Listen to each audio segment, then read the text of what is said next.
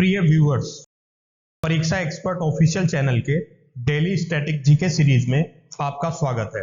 इस सीरीज में हम प्रतिदिन आपके लिए UPSC, state PSC, SSC, RRB banking तथा विविध परीक्षाओं से संबंधित 10 प्रश्न व्याख्या सहित लेकर प्रस्तुत होंगे। हम आशा करते हैं कि ये प्रश्न आपकी परीक्षाओं की तैयारी में सहायक सिद्ध होंगे। चलिए शुरू करते हैं पहले क्वेश्चन से। भारत छोड़ो का नारा निम्नलिखित में से किसके द्वारा दिया गया था? Option A Mahatma Gandhi, option B Jawaharlal Nehru, option C Yusuf Meher Ali, option D Aruna Asaf Ali. इसका सही आंसर है option C Yusuf Meher Ali. Explanation देख लेते हैं। यूसुफ मेहर अली एक समाजवादी विचारधारा वाले राजनेता व स्वतंत्रता सेनानी थे। उन्हें 1942 में बॉम्बे का मेयर चुना गया था। उनके द्वारा साइमन गो बैक का नारा गढ़ा गया था तथा भारत छोड़ो आंदोलन का नारा भी इनके द्वारा गढ़ा गया था। नेक्स्ट क्वेश्चन देख लेते हैं। निम्नलिखित में से कौन भारत छोड़ो आंदोलन के दौरान कांग्रेस रेडियो से जुड़ा हुआ था? Option A Jayaprakash Narayan, option B Subhash Chandra Bose, option C Ram Manohar Lohia, option D उपयुक्त में से कोई नहीं। इसका सही आंसर है option C Ram Manohar Lohia. Explanation देख लेते हैं। भारत छोड़ो आंदोलन में मुंबई के विभिन्न भागों में से कांग्रेस के गुप्त रेडियो का प्रसारण किया जाता था, जिसे मद्रास तक सुना जा सकता था। राम मनोहर लोहिया नियमित रूप से इस रेडियो पर प्रसारण करते थे। वहीं उषा मेहता भी भूमिगत रेडियो से जुड़ी हुई। नेक्स्ट क्वेश्चन देख लेते हैं। कथन ए लॉर्ड लिनलिथगो ने 1942 के अगस्त आंदोलन को सिपाही विद्रोह के बाद सर्वाधिक गंभीर विद्रोह कहा था। कारण आर कुछ क्षेत्रों में किसान व्यापक जन आंदोलन में उठ खड़े हुए थे। नीचे दिए गए कूट से सही उत्तर चुनिए। ऑप्शन ए तथा आर दोनों सही हैं तथा आर ए की सही व्याख्या है। ऑप्शन बी ए तथा आर दोनों सही हैं परंतु आर ए की सही व्याख्या नहीं है। ऑप्शन सी ए सही है परंतु आर गलत है। ऑप्शन डी ए गलत है परंतु आर सही है। इसका सही आंसर है ऑप्शन ए तथा आर दोनों सही हैं तथा आर ए की सही व्याख्या है। एक्सप्लेनेशन देख लेते हैं। पूरे देश के किसान भारत छोड़ो आंदोलन की जान थे। किसान चाहे अमीर हो या गरीब, सभी ने आंदोलन में ऐतिहासिक भागीदारी निभाई थी। किसान दिन में खेती करते थे तथा रात को भूमिगत कार्रवाई के तहत सरकारी संपत्ति को नुकसान पहुंचाते थे। इस आंदोलन की उग्रता के कारण लॉर्ड लिनलिथगो ने अपने पत्र में इस आंदोलन को 1857 के बाद का सबसे गंभीर विद्रोह कहा था। नेक्स्ट क्वेश्चन देख लेते हैं। समानांतर सरकार शब्द निम्नलिखित में से किस आंदोलन के साथ जुड़ा है?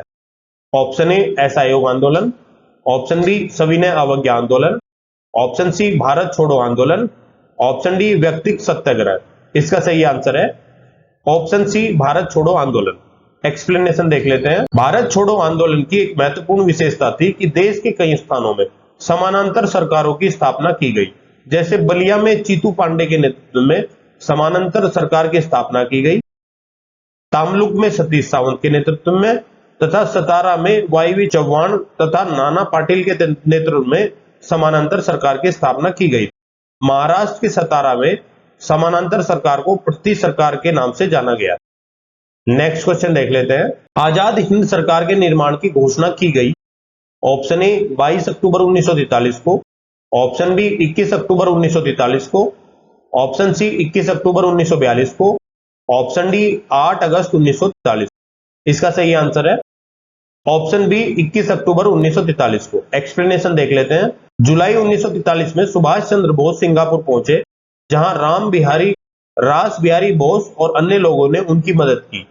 आजाद हिंद फौज की कमान उन्हें सौंप दी। इसी क्रम में सुभाष चंद्र बोस ने 21 अक्टूबर 1943 को सिंगापुर में अस्थायी भारतीय सरकार का गठन किया। नेक्स्ट क्वेश्चन देख लेते हैं। कैबिनेट मिशन योजना के विषय में कौन सा सही है? ऑप्शन ए भारत को डोमिनियन स्टेटस प्रदान करना, ऑप्शन बी पाकिस्तान की स्वीकृति, ऑप्शन सी प्रांतीय समूहीकरण, ऑप्शन डी संविधान निर्माण का कोई अधिकार। इसका सही आंसर है ऑप्शन सी प्रांतीय समूहीकरण। एक्सप्लेनेशन देख लेते हैं। फरवरी 1946 में ब्रिटेन के प्रधानमंत्री एटली ने भारत में एक 3 सदस्यीय उच्च स्तरीय शिष्टमंडल भेजने की घोषणा की। इस शिष्टमंडल में ब्रिटिश कैबिनेट के 3 सदस्य Lord Pethick Lawrence, sir Stanford क्विप्स और A.B. अलेक्जेंडर थे। इस मिशन को विशिष्ट अधिकार दिए गए थे तथा इसका कार्य भारत को शांतिपूर्ण सत्ता हस्तांतरण के लिए उपायों एवं संभावनाओं को तलाशना था। लॉर्ड वेवल तथा शिष्टमंडल ने एक संयुक्त वक्तव्य में 16 मई 1946 को प्रकाशित किया कि पाकिस्तान की मांग को ठुकरा दिया गया है और अन्य सुझाव इस प्रकार दिए। ब्रिटिश भारत एवं रियासतों का मिलाजुला संघ जो विदेशी मामलों, रक्षा तथा संचार साधनों जैसे विषय को देखेगा। प्रांतों का समूहीकरण करके 3 वर्ग अ, ब तथा स में बांटने की बात कही गई। संघ की कार्यकारिणी एवं विधानमंडल में ब्रिटिश भारत एवं रियासतों के प्रतिनिधि होने चाहिए। नेक्स्ट क्वेश्चन देख लेते हैं। 1940 में बनी अंतिम सरकार में बलदेव सिंह के पास कौन सा विभाग था? ऑप्शन ए रक्षा विभाग, ऑप्शन बी विदेशी मामलों तथा राष्ट्रमंडल संबंध, ऑप्शन सी खाद्य तथा कृषि विभाग, ऑप्शन डी वित्त विभाग।